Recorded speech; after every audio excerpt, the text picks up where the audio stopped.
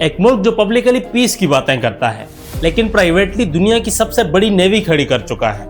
एक मुल्क जिसका डिफेंस बजट ऑफिशियली $231 बिलियन है, लेकिन एक्सपर्ट्स कहते हैं कि असली नंबर इससे भी 60% ज़्यादा है।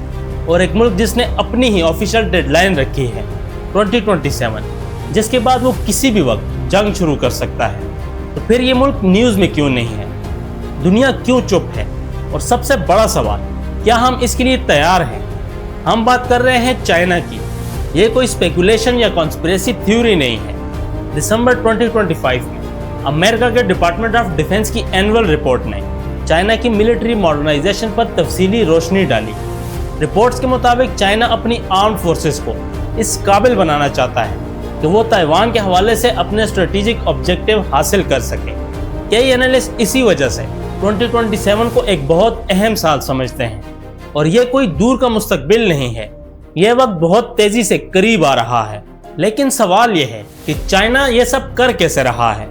जवाब यह है कि चाइना ने पिछले 10 सालों में अपनी मिलिट्री मॉडर्नाइजेशन को अपनी कौमी स्ट्रेटजी का बुनियादी हिस्सा बना दिया है। शी जिनपिंग के दौर में डिफेंस बजट लगातार बढ़ा है। ऑफिशियल नंबर्स के मुताबिक ये 2024 में $231 बिलियन से तजावज़ कर गया, जबकि कुछ रिसर्चर्स का अंदाजा है कि असल मिलिट्री स्पेंडिंग इससे काफ़ी ज़्यादा हो सकती है। अब एक और अहम बात समझिए, अगर चाइना के पास दुनिया की सबसे बड़ी नेवी मौजूद है, इसके मिसाइल सिस्टम्स लगातार मॉडर्नाइज हो रहे हैं और बीजिंग ओपनली ये कह चुका है कि वो इस सदी के दरमियानी हिस्से तक एक वर्ल्ड क्लास मिलिट्री तैयार करना चाहता है, यानी ऐसी फोर्स जो किसी भी ग्लोबल पावर का मुकाबला कर सके। अगर ये सब सिर्फ डिफेंस के लिए है तो फिर ताइवान के गिर्द इतनी इंटेंसिव मिलिट्री एक्सरसाइजेस क्यों हो रही हैं? दिसंबर 2025 में चाइना ने जस्टिस मिशन 2025 के नाम से large scale military drills conduct की। यह सिर्फ एक इवेंट नहीं था। पिछले चंद सालों में ताइवान के करीब मिलिट्री एक्सरसाइजेस, नेवल पेट्रोल्स और एयर ऑपरेशंस में वाज़े इजाफा देखा गया है। ताइवान के डिफेंस ऑफिशियल्स भी बार बार वार्निंग देते रहे हैं कि बीजिंग मिलिट्री प्रेशर को लगातार बढ़ा रहा है। इसलिए कई ऑब्जर्वर्स इन एक्सरसाइजेस को सिर्फ डेमोन्स्ट्रेशन नहीं बल्कि पोटेंशियल कॉन्फ्लिक्ट की प्रिपरेशन के तौर पर देख रहे हैं। लेकिन यहाँ एक और सवाल पैदा होता है, ताइवान तो सिर्फ एक आइलैंड है। अगर वहाँ कॉन्फ्लिक्ट होता है तो पूरी दुनिया क्यों परेशान हो?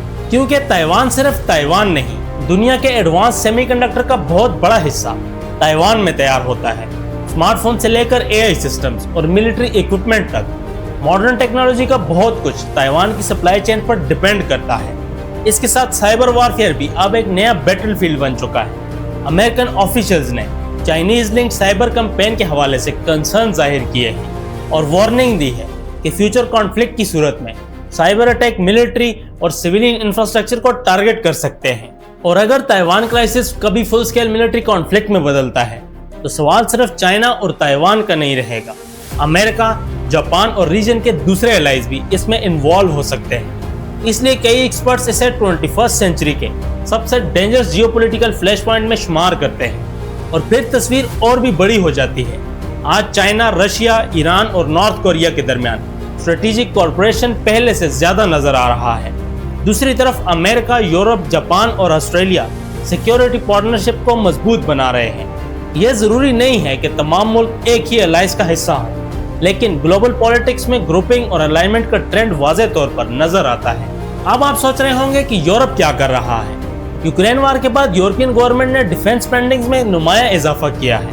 कई मुल्कों ने civil defence planning, emergency preparedness और मिलिट्री रेडीनेस पर दोबारा तवज्जो देना शुरू कर दी है। जर्मनी और दूसरे यूरोपियन स्टेट ओपनली ये बात कर रहे हैं कि कॉन्टिनेंट को फ्यूचर में सिक्योरिटी चैलेंजेस के लिए ज्यादा तैयार रहना होगा। ये तमाम डेवलपमेंट्स एक ही बात की तरफ इशारा करती हैं। दुनिया अपने आप को ज्यादा अनसर्टेन और ज्यादा कॉम्पिटिटिव सिक्योरिटी एनवायरनमेंट के लिए तैयार कर रही है। अब सवाल यह है कि पाकिस्तान और हम सब के लिए इसका क्या मतलब है। पाकिस्तान के चाइना और अमेरिका दोनों के साथ अहम ताल्लुकात हैं।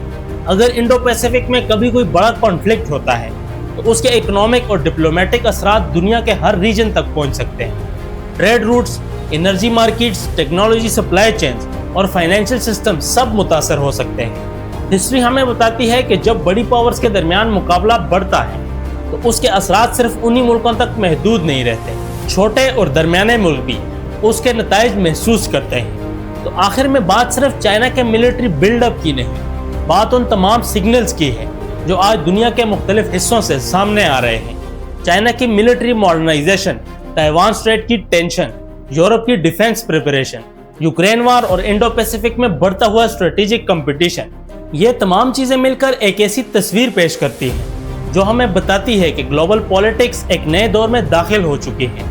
और शायद सबसे अहम सवाल ये नहीं है कॉन्फ्लिक्ट कब होगा, सबसे अहम सवाल ये है कि अगर दुनिया का अगला बड़ा क्राइसिस आता है तो हम उसके असरात को समझने और उनका मुकाबला करने के लिए तैयार हैं। I hope you like the video. Thanks for watching. See you in the next one.